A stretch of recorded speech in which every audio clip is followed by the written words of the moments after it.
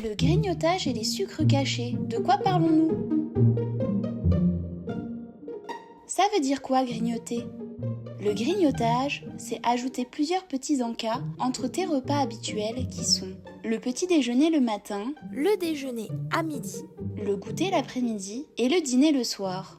Grignoter, c'est par exemple manger un bout de pain en plein milieu de la matinée ou boire du coca toute l'après-midi. Ça peut être aussi manger des chips avant le repas du soir ou même boire un lait dans le lit juste avant de dormir. En fait, tous les aliments et les boissons, mis à part l'eau, contiennent du sucre en quantité différente.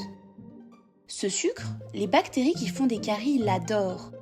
À chaque fois que tu manges ou bois autre chose que de l'eau, tes dents luttent contre les attaques acides des bactéries qui font des caries. Entre les repas, les dents ont le temps de se reposer suffisamment pour reprendre des forces jusqu'au prochain repas. Mais si tu grignotes entre les repas, même un tout petit bonbon ou une gorgée de sirop, tes dents se font attaquer à nouveau. Si c'est répété trop souvent, les dents n'ont plus le temps de se reposer entre les repas et finissent par s'abîmer. C'est la carie assurée. Est-ce que tous les aliments contiennent du sucre et donc comptent dans le grignotage? Quand on parle de sucre, on pense en premier aux bonbons, au soda, au sirop, au chocolat, aux gâteaux, aux fruits et aux jus de fruits. Mais le sucre se cache aussi dans beaucoup d'aliments salés, comme les plats industriels, les frites, les pommes de terre, les burgers, les sauces comme le ketchup, les pâtes et le riz, les chips, le lait, les yaourts même nature, etc.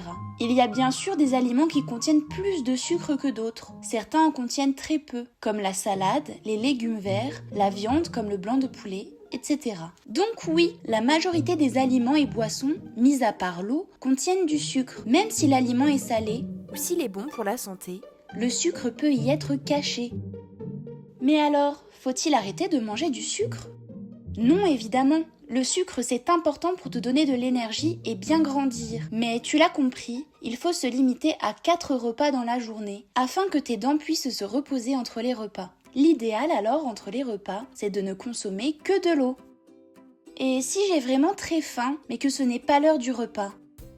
Pose-toi d'abord la question, est-ce que j'ai faim ou je m'ennuie? Essaye de trouver une activité en attendant l'heure du repas.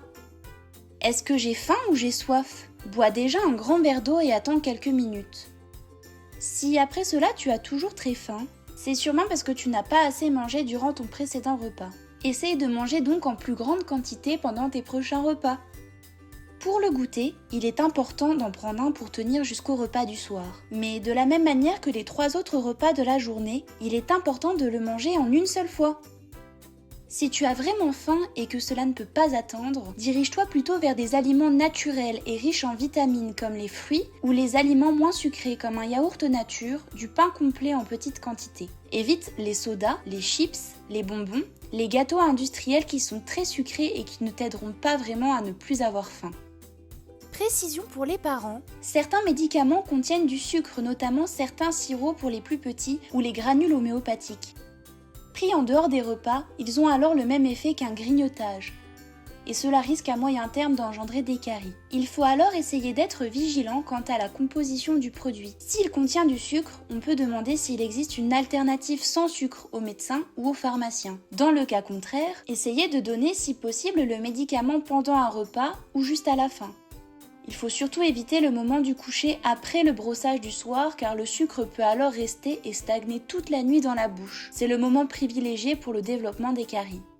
On peut aussi donner un grand verre d'eau après la prise du médicament pour rincer la bouche du sucre au maximum. Si possible, l'idéal est d'ajouter aussi un brossage. Pour mieux comprendre comment se forme une carie et surtout comment les éviter, tu peux regarder les vidéos sur la carie dentaire ainsi que les vidéos sur le brossage des dents en fonction de l'âge. Alors, à bientôt dans une prochaine vidéo!